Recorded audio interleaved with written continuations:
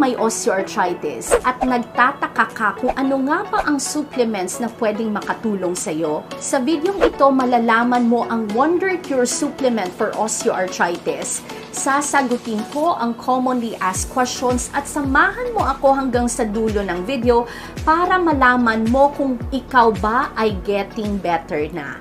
Magandang araw po, Doc Cherry po, Doctor of Physical Therapy. If bago ka pa dito sa channel ko, gusto kitang anyayahan to please click the subscribe and the bell button below para updated ka parati sa weekly health videos natin na talagang makakatulong sa minamahal nating seniors, sa iyo at sa iyong pamilya. Sa mga Bisaya, palihog ko og click sa subscribe o sa bell button below para updated ka pirmi sa atong weekly health videos na makatabang yod sa atong mga seniors.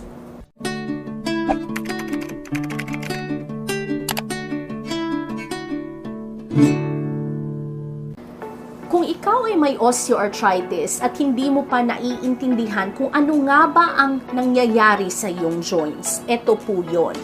Ang soft tissue structure na tinatawag natin na cartilage na bumabalot sa iyong bone ay nasisira or nag-degenerate. Ang pinaka-common po na risk factor nito ay aging at genetics. So kung ikaw ay may pamilya na may osteoarthritis, malamang mas malaki ang posibilidad na ikaw ay makadevelop din nito.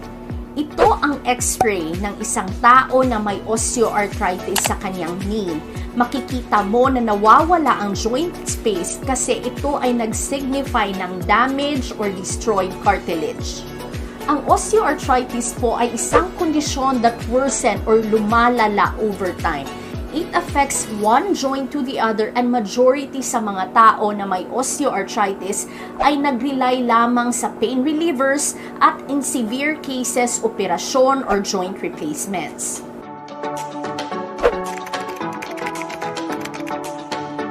May mga options ka po para sa supplements na pwede mo magamit if ikaw ay may osteoarthritis.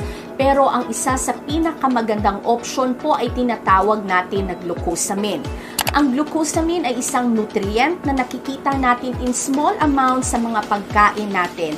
At ito po ay ang nag-comprise sa cell sa ating cartilage itself. Ang main function po ng glucosamine natin is i-encourage ang production of long chain of sugars known as glycosaminoglycans which will aim to repair the damaged cartilage.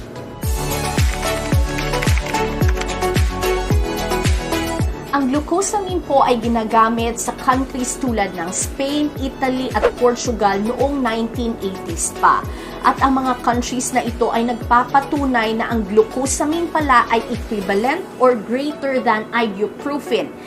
Bagamat makakaranas ka ng mabilisang relief sa sakit kung ikaw ay umiinom ng ibuprofen, nakita po sa pag-aaral sa mga countries na ito na ang mga pasyente na umiinom ng glucosamine ay 3 times lesser pain after 8 weeks as compared sa mga pasyente na parating umiinom ng ibuprofen. Ang glucosamine po ay mainly nag-work para ma-repair ang damage mo ng cartilage. Nakapagbibigay din ito sa iyo ng konting anti-inflammatory niya na properties. Napipigilan din ng glucosamine ang paglala ng iyong kondisyon at ito po ay nag-work mainly by getting into the main root cause of the problem. In some studies, glucosamine po alone is very effective in helping patients with osteoarthritis.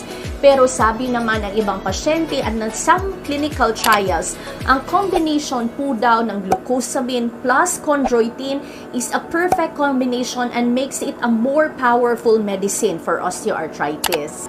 Ang chondroitin po ay isa ding supplement na pwedeng makakatulong. Ito po ay nag-function same as glucosamine. Napipigilan nito ang paglala ng kondisyon mo at magre-repair ito sa damaged cartilage. Aside po nito, ang chondroitin din po ay mahalaga dahil it draws more fluid into your cartilage.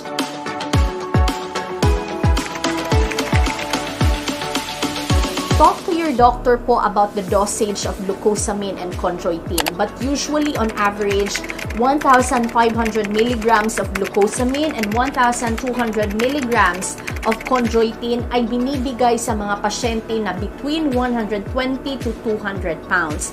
Tapos, it is best po na inumin po ito after a meal. Ang ibang tao po ay nakakaranas ng improvement ng symptoms within 1 to 2 weeks.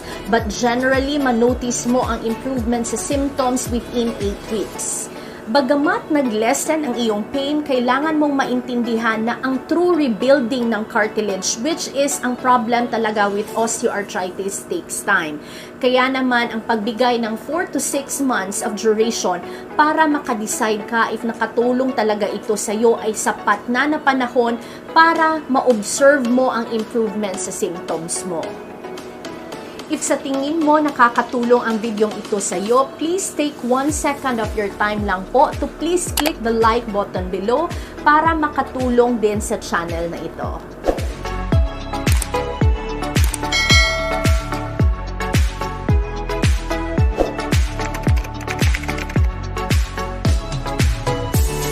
Hindi po lahat ng mga pasyente na may osteoarthritis ay nakakaranas ng improvement ng symptoms after nilang uminom ng glucosamine chondroitin. Hindi po ito sure remedy sa osteoarthritis. Pero in majority of cases, may drastic po na improvement sa symptoms ng mga pasyente. Ang pag-lessen or ang pag-avoid po ng pain relievers at ang pag-postpone or ang pag-avoid po ng operasyon or joint replacement ay isa ng magandang benefit na mabibigay sa iyo ng glucosamine at chondroitin. Besides sa pag-take ng glucosamine, makakatulong din sa iyong recovery ang pag-commit sa regular exercises. If ikaw ay may hip at knee osteoarthritis, meron akong video dito tungkol sa best exercises na pwede mong gawin sa iyong bahay na makakatulong talaga sa iyo. Pakiclick na lamang po. Mahalaga din na mag-exert ka ng effort para mabawasan ang excess na timbang at napakahalaga din ang good diet. Siguraduhin na kumain ng mga isda na mayaman sa omega-3. Ang glucosamine po ay walang side effects or kung meron man, ito po ay napaka-minimal. Kausapin mo ang doktor mo, especially if ikaw ay diabetic, if ikaw ay umiinom ng blood thinners or ikaw ay buntis, dahil may mga gamot na pwedeng makakos ng possible drug interaction. Ang glucosamine po ay makastop sa pagka-damage ng iyong cartilage sa osteoarthritis at rheumatoid arthritis. Pero if ikaw ay may rheumatoid arthritis, siguraduhin na you talk to your doctor about this because pwede din na mabigyan ka ng ibang gamot. Ang rheumatoid arthritis kasi is besides na it can affect ang mga joints sa iyong body, pwede din ito maka-affect sa other organs ng iyong katawan dahil ito po ay systemic in nature as compared sa osteoarthritis na joints lamang ng ating katawan ang maa-affect nito.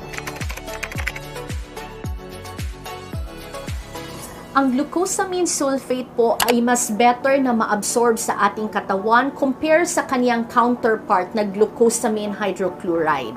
Pwede mong itry ang glucosamine on its own or in combination with chondroitin para malaman ang best para sa iyo. Ito po ay trial and error talaga. I-try mo tapos i-observe mo sa iyong self kung ano nga ba ang naka-benefit sa iyo at mag-stick ka dyan. Talk to your doctor first before using glucosamine and then try to evaluate the intensity of your pain using the visual analog pain scale. 0 having no pain, 5 co-moderate type of pain, and 10 being the worst pain possible. And then you try to compare it after several months of taking glucosamine. One best gauge po for us to find out if nag-improve ang symptoms mo is for you to observe how you feel. Observe how you feel when you rise up from a chair, tuwing ikaw ay maglakad, or when you go up and down the stairs.